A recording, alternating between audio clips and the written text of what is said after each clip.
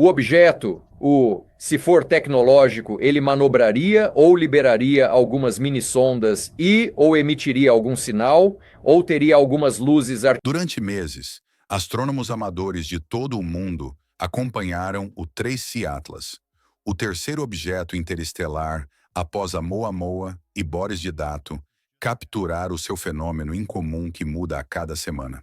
Mas a história começou com um astrônomo amador chamado Leslie Peltier, que observava a partir de uma colina no norte do Chile.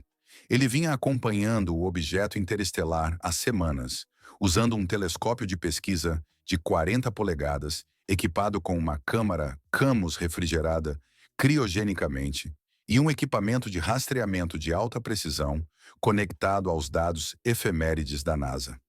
No início, nada de invulgar, apenas um corpo em movimento rápido proveniente do espaço profundo, com a sua cauda verde brilhando devido às emissões de monóxido de carbono e níquel.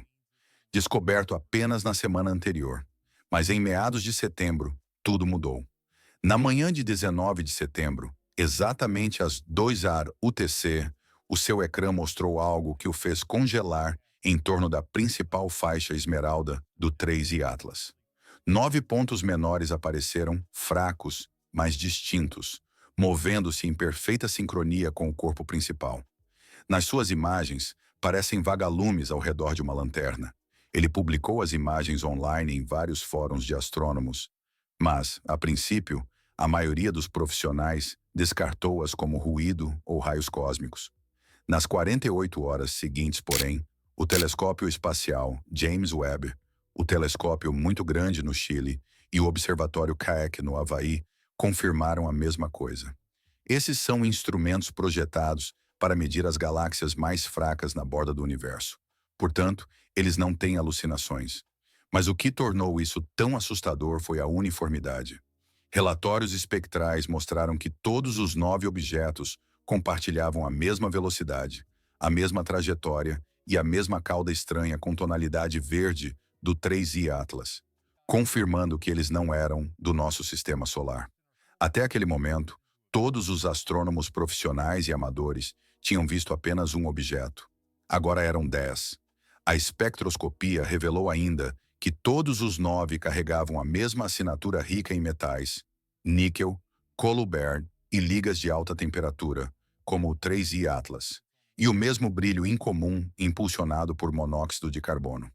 Mas o que os distinguia do 3I Atlas era que a Terra tinha cerca de 1/10 do tamanho do 3I Atlas, mas aparentemente era alimentada por um núcleo nuclear 2 vezes mais potente. A matemática por si só deixava os cientistas nervosos. O 3I Atlas já os intrigava com uma fonte de energia estimada em 10 GeV, inferida a partir do seu perfil térmico e comportamento da cauda. Mas os 9 companheiros pareciam bombear 20 GeV cada um. Um número que desafia a física. Uma reação de fusão dessa magnitude dentro de um corpo tão pequeno o destruiria. Mesmo os nossos reatores mais avançados não conseguem igualar essa relação potência-massa. As nossas maiores centrais elétricas pesam milhares de toneladas para produzir apenas alguns gigawatts. Estes objetos não são maiores do que um quarteirão. No entanto, cada um irradia 20 GeV, potência suficiente para iluminar nações inteiras, encerrada num fragmento em movimento proveniente do espaço profundo. A ideia de que algo tão pequeno possa conter tanta energia não é apenas antinatural, é aterradora. Quando os astrofísicos da Caltech e do MIT tentaram modelá-lo, os seus supercomputadores falharam repetidamente. Não importava como ajustassem os parâmetros, temperatura, pressão, densidade do plasma. As equações recusavam-se a convergir. Simplesmente não é possível encaixar o combustível necessário ou o campo de contenção num objeto tão pequeno, sem metais exóticos ou pressões de confinamento impossíveis. Fazer isso exigiria tecnologia muito além de qualquer coisa existente na Terra. Alguns teorizaram um híbrido exótico de fissão e fusão. Outros especularam sobre catálise de antimatéria ou matéria escura, mas todos concordaram que isso não é química padrão. Mas a verdadeira questão na mente de todos os observadores era como isso aconteceu tão repentinamente. 4 dos maiores telescópios do mundo estavam a observar o 3I Atlas há meses, enquanto naves espaciais, como a Juno da NASA, em Júpiter, a Parker Solar Probe, voando perto do Sol, e a missão Bacolumbo, a caminho de Mercúrio, estavam a recolher dados do espaço. Junto com eles, dezenas de astrônomos amadores em todo o mundo também acompanhavam cada movimento. No entanto, nenhum desses olhos na Terra ou no espaço tinha visto sequer um indício dos 9 companheiros antes de eles aparecerem.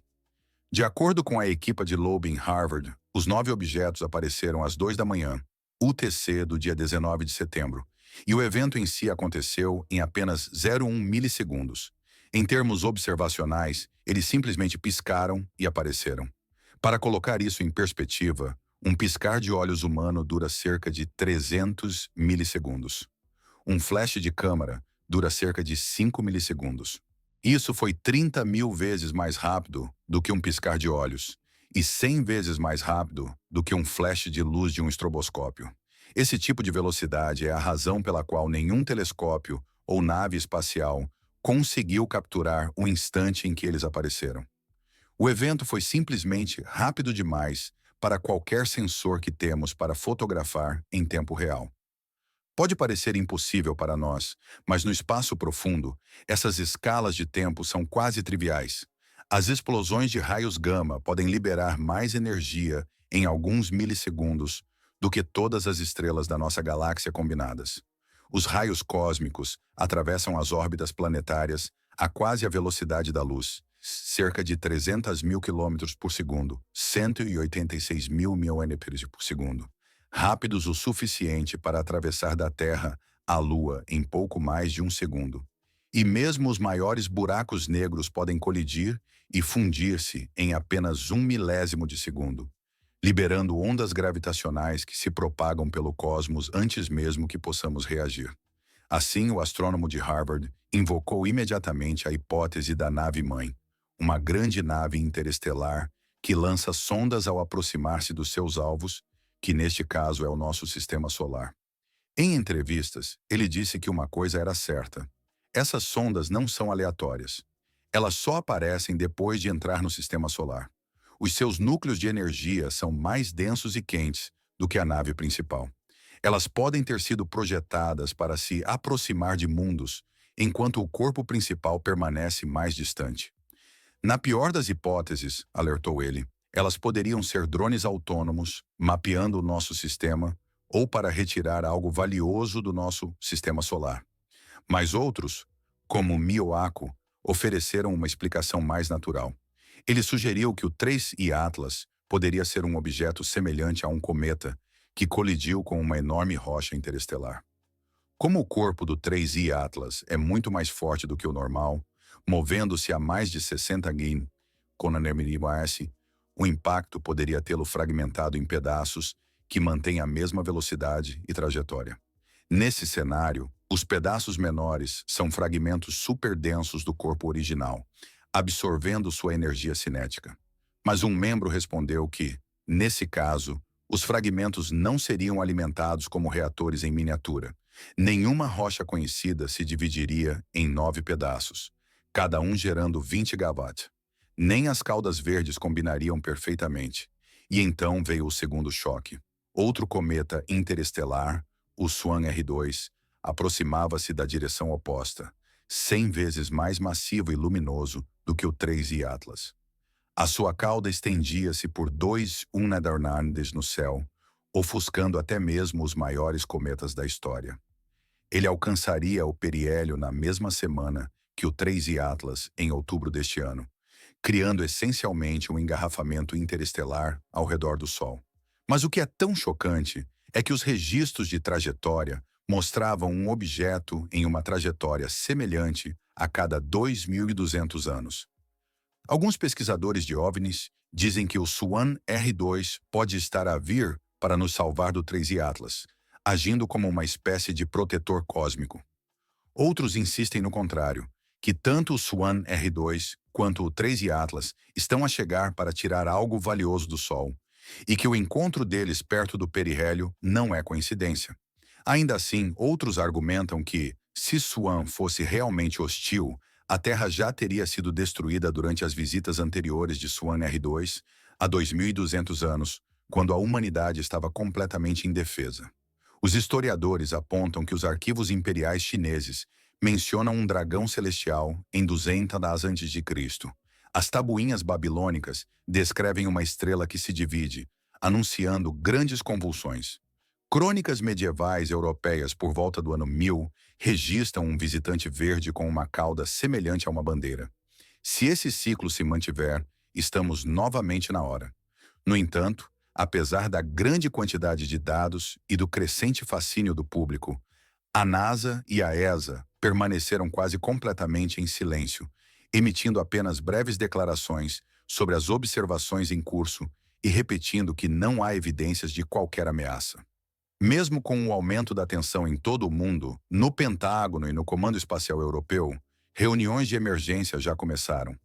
Memorandos vazados mostram planos de contingência que vão desde a interseção até cenários de defesa planetária.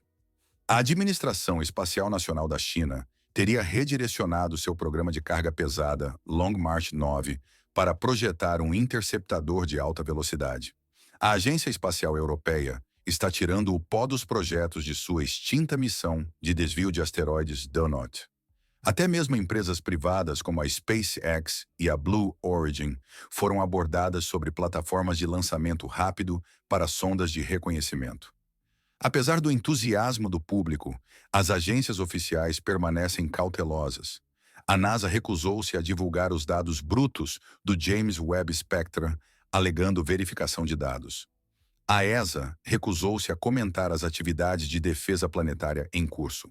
Até a Casa Branca emitiu apenas uma resposta de uma frase: "Estamos cientes da situação e a monitorizar." Este silêncio alimenta a paranoia.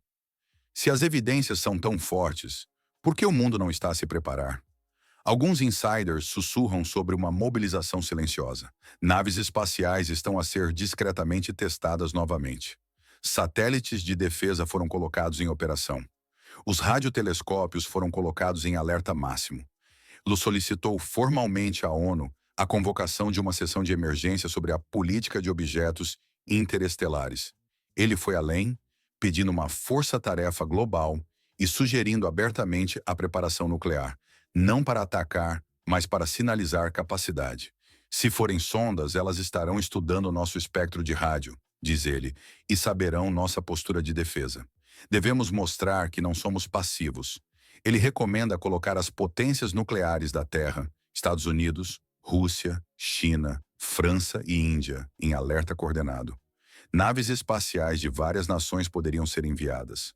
A TN-13 da China, a missão Hera da Europa, a futura Dragonfly da NASA e até mesmo a Hayabusa Next do Japão poderiam ser adaptadas como batedores de alta velocidade. Mas o problema é o tempo. Quando Oumuamua passou, não tínhamos interceptadores prontos. Com o 3i Atlas tivemos mais aviso prévio, mas o aparecimento de 9 corpos adicionais colapsa o cronograma. Não estamos preparados para 20 gigawatts de energia desconhecida a atravessar o sistema solar interior. Outubro aproxima-se. Ambos os objetos interestelares passarão pelo Sol com poucos dias de diferença. Pessoas comuns a olhar para raios verdes antes do amanhecer, sentindo admiração e pavor. Isto não é como um vídeo desfocado de OVNIs. Está nas bases de dados, nos telescópios, nas revistas científicas. É real. Está a chegar. E ninguém sabe o que isso significa. Isso levanta uma tempestade de perguntas, não apenas nos corredores da ciência e do governo, mas entre as pessoas comuns em todos os lugares. O Swan R2 colidirá com o 3i Atlas? As 9 sondas quebrarão a formação e se aproximarão da Terra ou da Lua. Os governos finalmente reconhecerão a possibilidade de uma presença extraterrestre? Ou outubro passará com nada, além de 2 cometas espetaculares brilhando perto do Sol, deixando os cientistas a analisar os dados por décadas? A verdade é que ninguém sabe. Os riscos nunca foram tão altos, mas os dados nunca foram tão estranhos. Isto não é um filme de ficção científica. É astronomia real em tempo real, acontecendo acima de nossas cabeças. Dois visitantes interestelares, um com 9 companheiros misteriosos, estão se aproximando. Suas assinaturas de energia desafiam a nossa física. O seu comportamento desafia as nossas expectativas e a janela para nos prepararmos está a fechar-se. Como disse Lobb na sua última conferência de imprensa, o universo finalmente bateu à nossa porta. A questão é, vamos abri-la ou vamos esconder-nos? Então, o que acha que está realmente a acontecer lá fora? Uma colisão, um resgate ou algo completamente diferente? Conte-nos nos comentários. E não se esqueça de curtir e inscrever-se para acompanhar as próximas atualizações do Space Mystery.